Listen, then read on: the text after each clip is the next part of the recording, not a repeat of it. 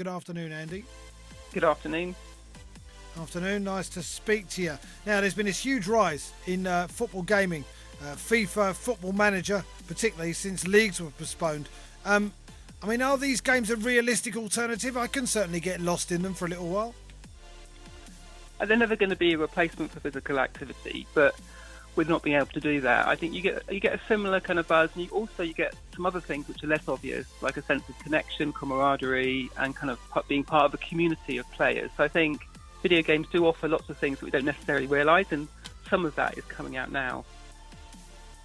And Andy, there are some nerds like me who have already been playing video games round the clock the whole time. But for others who don't do it on quite such a regular basis, is lockdown the right kind of time to be getting into gaming? Yeah, I think so. The challenge, though, of course, is to discover good games to play. And something I've been working on to help parents is this Get Smart About Play database, where they can go in, say what sort of thing their family wants to do, what equipment they've got, and then find games that suit them. And that might be educational. That might be something that maybe offers kids a way to calm and kind of step away from the storm of stuff that's happening, or maybe it's just to have some fun and to laugh together. So I think if you find the right games, it can be a really valuable part of being more at home together. I'm looking at some of the figures. Sunday afternoon at 4 p.m, which is normally when you watch Super Sunday. And I did say last week that I would give anything right now for a Super Sunday of Burnley against Norwich, to be honest with you. But anyway, they said that the February record before was 82,413 on a Sunday. 180,000 people were online at 4 p.m. on Sunday evening.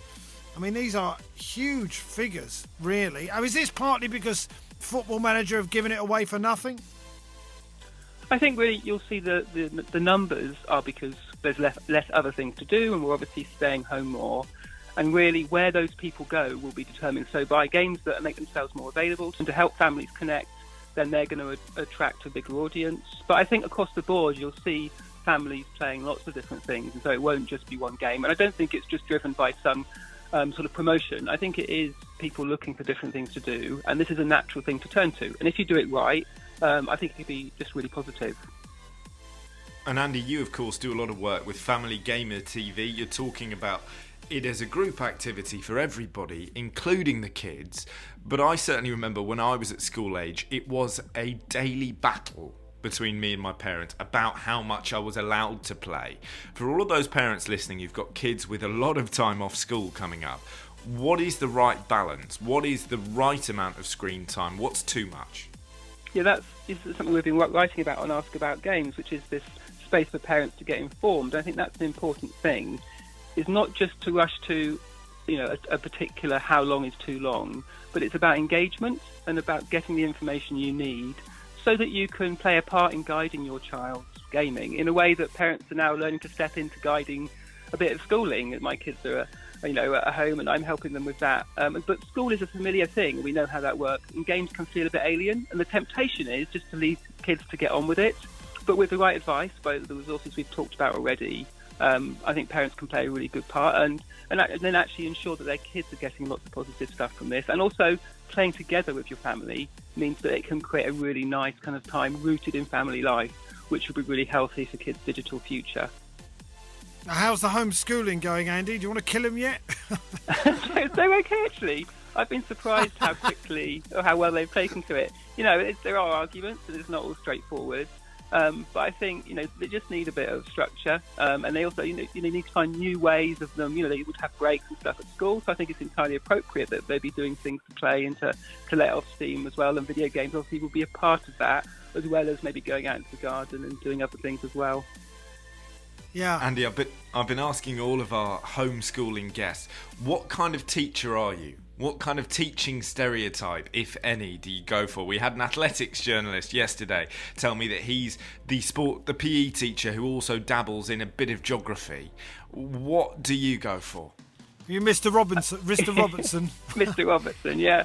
Yeah, I think I'm a little bit old-fashioned, so I'm happy for them to play stuff, but I want them to get the work done first. So I'm probably a bit of hard but fair. Yeah, old-fashioned dad. I probably shouldn't be, but there you go. That's what I am.